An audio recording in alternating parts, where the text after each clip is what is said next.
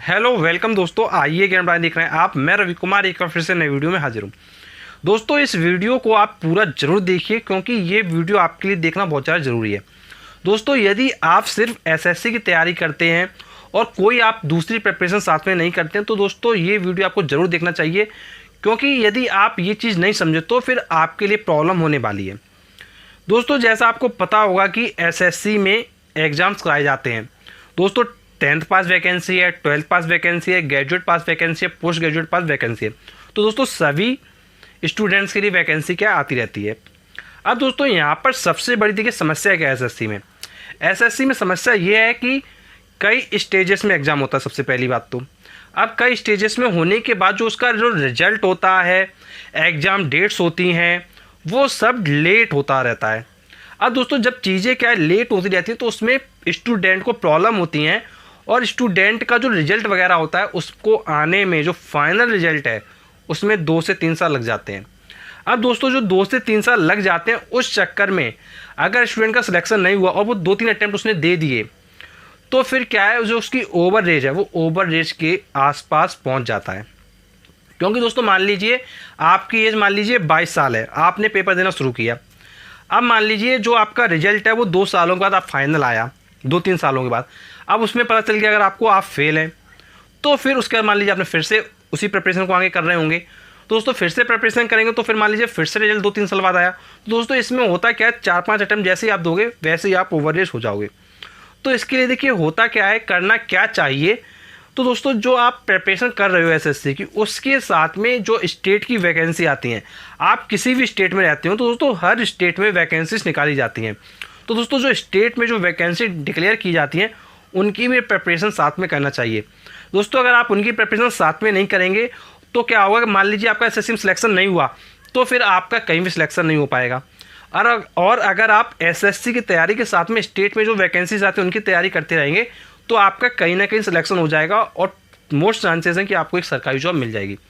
तो दोस्तों इस चीज़ को आप ज़रूर समझिए क्योंकि ये समझना बहुत ज़्यादा ज़रूरी है।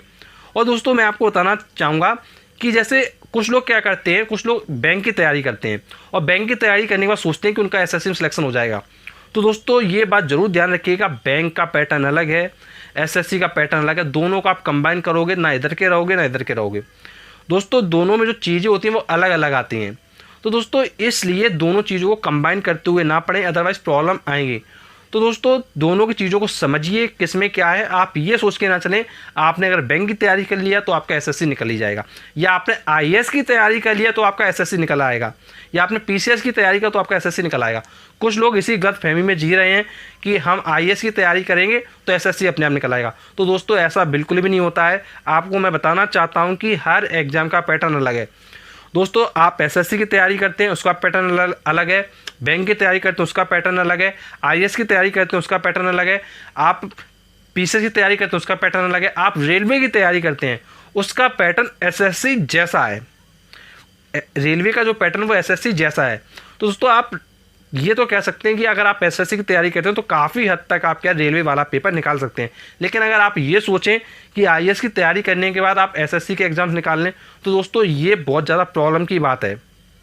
दोस्तों एक चीज़ आप बहुत अच्छे से समझ लें कि जो एग्ज़ाम पैटर्न होता है वो बहुत ज़्यादा इंपॉर्टेंट होता है। क्योंकि दोस्तों जिस एग्ज़ाम की आप तैयारी कर रहे हो और आप उसी के साथ में किसी दूसरे एग्ज़ाम की तैयारी कर रहे हो, तो दोस्तों अगर आप एग्ज़ाम पैटर्न नहीं समझेंगे तो फिर प्रॉब्लम बनी रहेगी और सिलेक्शन नहीं होगा। तो दोस्तों एग्ज़ाम पैटर्न को समझना बहुत ज़्यादा ज़रूरी है। फिर एग्ज़ाम पैटर्न के बाद सिलेबस पे फोकस कीजिए कि जो आप एग्ज़ाम की तैयारी कर रहे हो जिसका और करना चाहते हो उन लोगों के सिलेबस में क्या अंतर है, क्या सेम है। दोस्तों जब आप इन चीज़ों को एनालाइज करेंगे, समझेंगे, देन आप सिलेक्शन की तरफ बढ़ेंगे। दोस्तों मैंने देखा हुआ है कि जो कोचिंग्स चलती हैं किसी भी शहर में चल रही हूँ, मैंने मोस्टली जगह देखा कि यही चीज़ होती है। लोग क्या करते हैं बैंक और एसएससी की तैयारी साथ में कराते हैं। वो कहते हैं कि आप बैंक का तैयारी कर लो एसएससी निकल जाएगा, या एसएससी की तैयारी करो तो बैंक निकल जाएगा। लेकिन दोस्तों रियलिटी अगर आप देखें तो ऐसा बिल्कुल भी नहीं है। जो लोग सिलेक्शन पाते हैं उनसे आप पूछिएगा तो दोस्तों बैंक का पैटर्न अलग है, एसएससी का अलग है। तो दोस्तों जो लोग इस चीज़ को कंबाइन करने की कोशिश करते हैं, जो कोचिंग वाले, वो एक्चुअली उनका टारगेट क्या होता है, उनका टारगेट ये रहता है कि वो पैसा कमा ले जाएं। क्योंकि दोस्तों अगर वो उस समय सेम नहीं कहेंगे तो जानते क्या होगा कि हो सकता है आप उनके यहाँ एडमिशन ना लें।